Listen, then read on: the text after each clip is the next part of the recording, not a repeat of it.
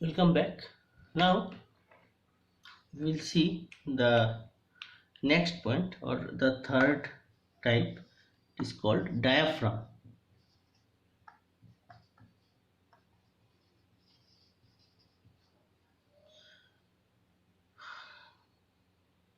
So the pressure is applied to the element, that is the elastic element, causing it to expand in direct proportion to the applied pressure.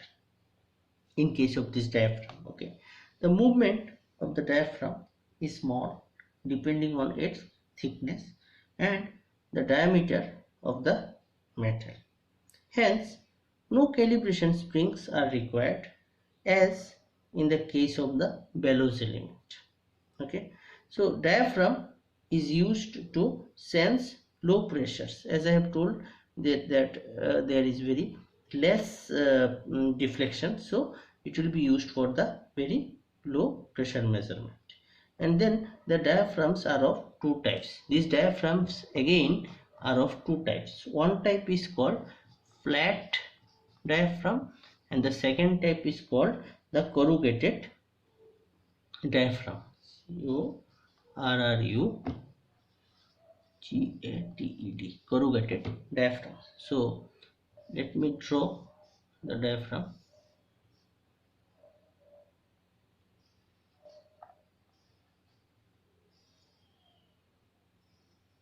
This is the flat diaphragm and the corrugated diaphragm is like this.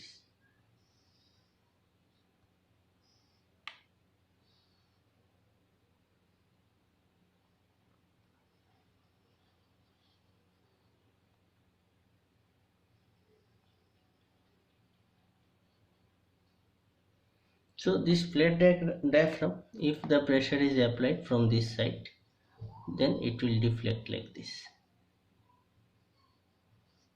And if the pressure is applied from this side, this corrugated diaphragm will deflect like this. So what is the thing? As it is corrugated, it may expand largely. As it is flat, so it will deflect less. So in this flat type, the deflection will be less. In the corrugated type, the deflection will be large. Means we can have some high output. That is the advantage of the corrugated diaphragm. Okay. So and another type associated with dry plates, that is called stiff metallic and slack diaphragm. Means if the how the metals is connected, it is stiff bonding or slack bonding. Based on that also two types are there, how the diaphragms are connected with the dry plates. So there are another two types. It is called stiff and another is slack. How it is connected? Okay, now these corrugated diaphragms have an advantage over flat diaphragms because of the increased effective area and consequent greater sensitivity. As I have already told you, as it is having the most deflection, deflection is higher as compared to the flat one, so the output range is high. Along with that, the sensitivity is also high. Now in many applications, two or more diaphragms are joined to form a capsule. As I have told you, uh, increasing the pressure in the capsule causes it to expand, while decreasing the pressure causes it to contract. Say I am just trying to draw a capsule. It is like this. So two diaphragms are connected, okay, to form a capsule. And if you connect number of capsules, then it may be representing the earlier one. Can you guess which one is this? That is the bellows. So number of capsules, as I have already mentioned you, may form the capsule. Now you see, we will concentrate only on the diaphragm. So capsule I have shown you. So in this diaphragm,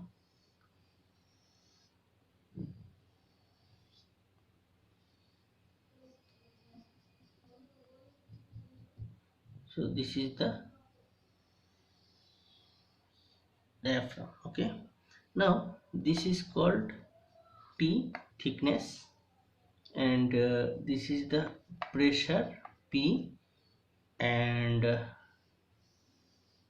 this length is capital D, and this will be treated as dm, deflection.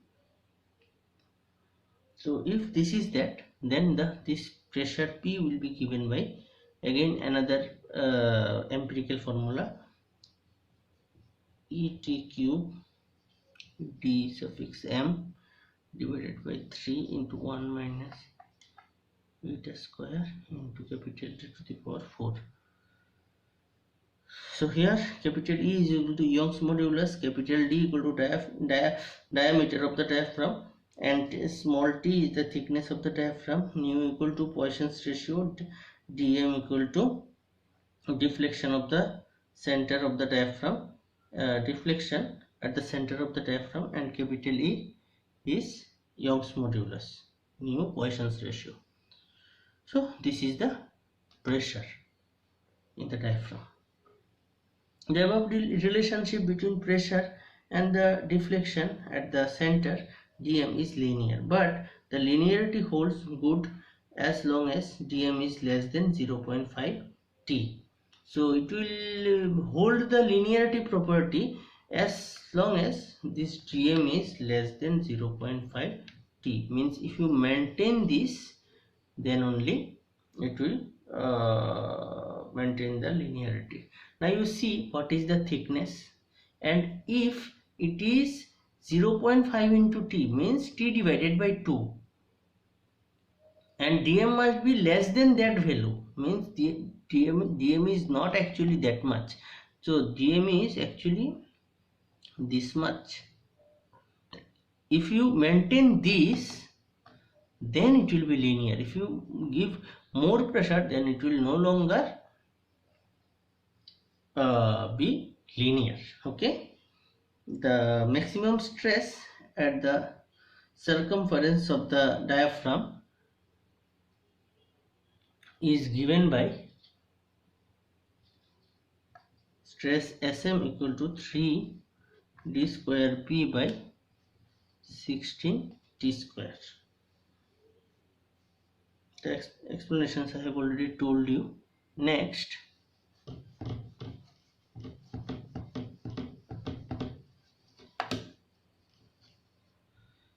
is the lowest natural frequency for air or gas as medium will be given by omega n equal to 20 t divided by capital D square root of E divided by 3p 1 minus nu square. This is the natural frequency for air or gas as a medium. Okay, now I will draw a actual diagram of the capsule. The fourth part is capsule.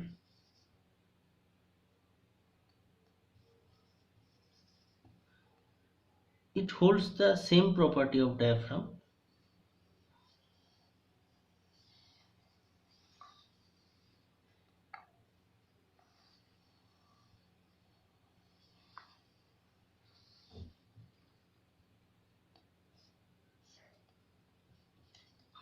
So this is the pressure applied, and you will apply the deflection in this direction, or displacement will be in this direction. So it is called a capsule. Okay,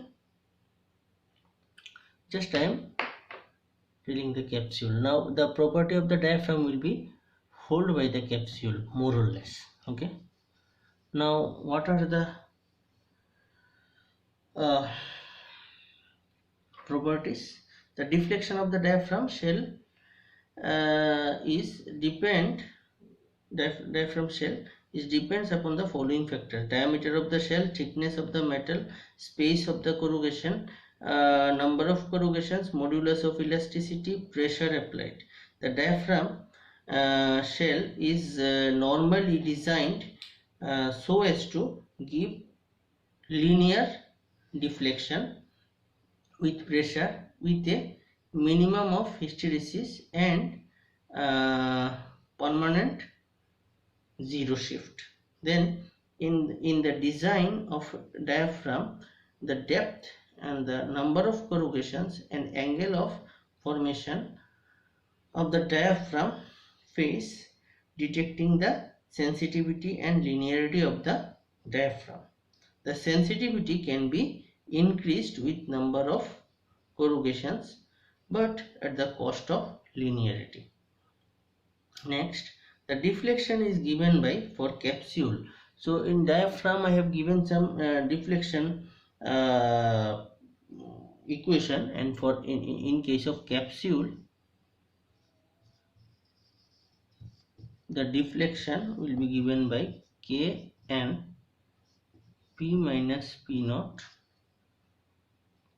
d to the power x into t to the power minus y, where d equal to deflection, k equal to capsule constant, n equal to number of capsules, p equal to applied pressure, p naught equal to initial pressure, capital D equal to active diameter of diaphragm shell, and t equal to thickness of the diaphragm shell, and x and y are constants.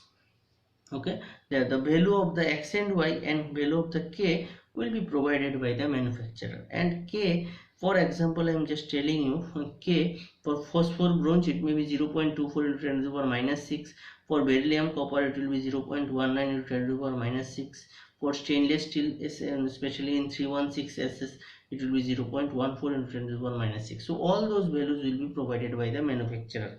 X value, for example, it is 4, y value it is 1.5. Normally it is that. Now the effective area of the diaphragm, as it is a empirical formula, those values will be provided by the manufacturer who is manufacturing it. The effective area of the diaphragm is experimentally found to be 0.40 plus A, where A is the actual area of the diaphragm. Accuracies range from 0. plus minus 0.5% to 1.25% of the full span deflection. The advantages are moderate cost, high over range characteristics, linearity is good by considering some conditions that I have already told you, adaptability to absolute and differential pressure measurement, then available in several materials for good corrosion resistive, small in size, adaptable to slurry services. Then the disadvantages are does not have good vibration and shock resistance. Means if there is a vibration in the process, then it will not work properly. Then difficult to repair, then difficult to relatively low pressure, except for button diaphragm type. Okay. Then materials, it is similar to the other one, like materials of construction in fluid phosphor bronze, then it includes phosphor bronze, then stainless steel, beryllium copper, nickel spun C, nickel conel monel materials, etc. Non-metals have been used in some applications. Then Buna and rubber, nylon, Teflon and Kel-F are adaptable to surfaces that are corrosive to the metals. Then applications are usually in low pressure ranges, as I have already told you, except for the button diaphragms, which are used for pressures to 15,000 psig. Psig stands for pounds per square inch in gauge pressure. So this ends the diaphragm. Thank you. And it also ends the elastic type of materials. Then we will see different things like LVDT, piezoelectric crystals, and due to different types of manometers and all in the next lectures. Okay, thank you.